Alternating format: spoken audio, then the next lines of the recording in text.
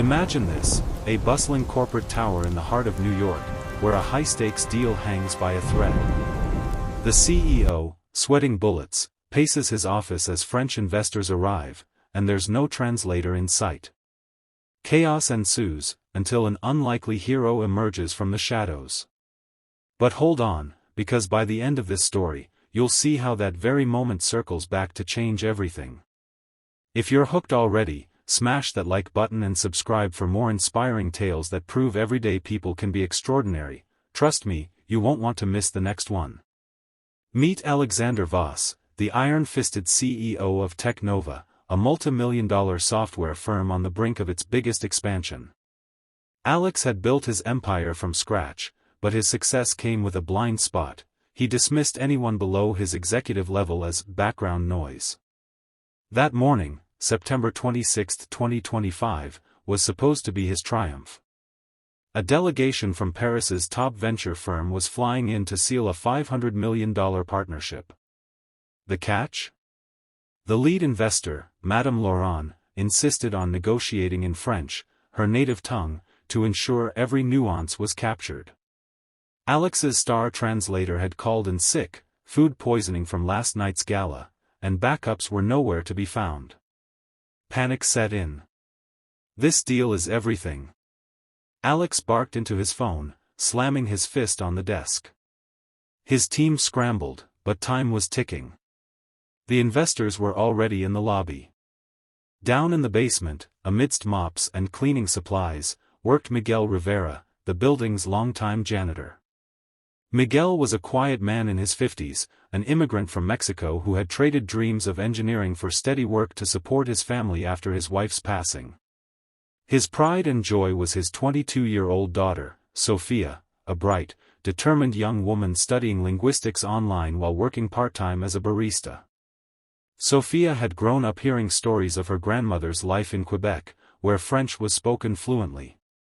Miguel had encouraged her to learn the language through free apps and library books, turning it into a bond that kept their family's heritage alive. But Sophia's life wasn't easy. She'd faced rejection after rejection from internships, often overlooked because of her humble background. One day, Mija, Miguel would say, "Your voice will be heard." As the investors ascended in the elevator, Alex's assistant burst into the janitor's closet for a quick cleanup. Miguel overheard the frenzy. "We need a French speaker now, or we're done." Without hesitation, Miguel stepped forward.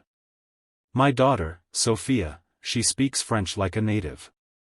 She's upstairs dropping off my lunch." Alex scoffed at first. "The janitor's kid? This is a boardroom, not a charity event." But desperation won out. Sophia, wide-eyed and clutching a brown paper bag, was ushered into the gleaming conference room. Her heart pounded. She wasn't dressed for this, jeans and a simple blouse, but her eyes sparkled with quiet resolve. The meeting began in tense silence. Madame Laurent launched into rapid French, outlining concerns about Technova's data security protocols. Alex nodded blankly, his face paling. Sophia hesitated for a split second, memories flooding back. The bullying in school for her accent, the night studying alone after her mom's death, the doubt that whispered she wasn't good enough. But she took a deep breath and began translating, flawlessly. Her voice was steady, infusing warmth into the technical jargon. She didn't just translate words, she bridged cultures, explaining idioms with relatable anecdotes from her own life. When Madame Laurent questioned a clause about intellectual property, Sophia clarified with precision, even suggesting a minor tweak that impressed everyone. Challenges mounted. Midway through, a heated debate erupted over investment timelines. Madame Laurent grew frustrated, her tone sharp.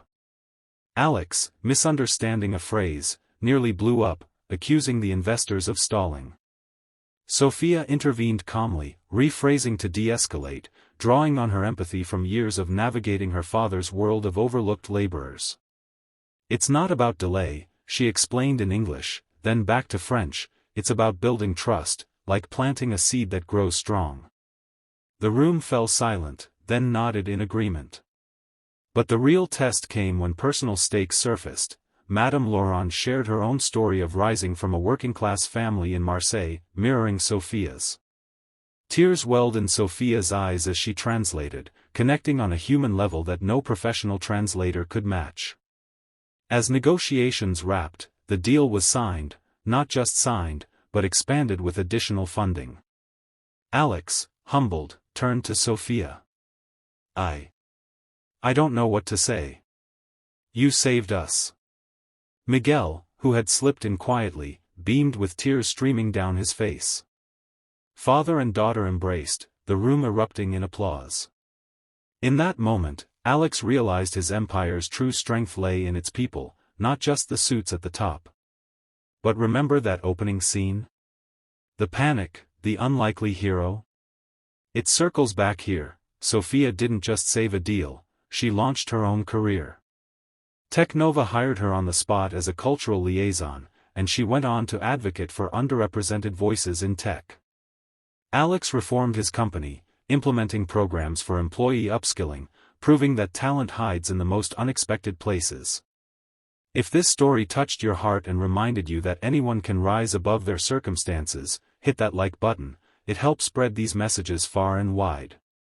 And subscribe now for more emotional journeys that inspire change. You never know, the next hero might be you. Thanks for watching, stay extraordinary.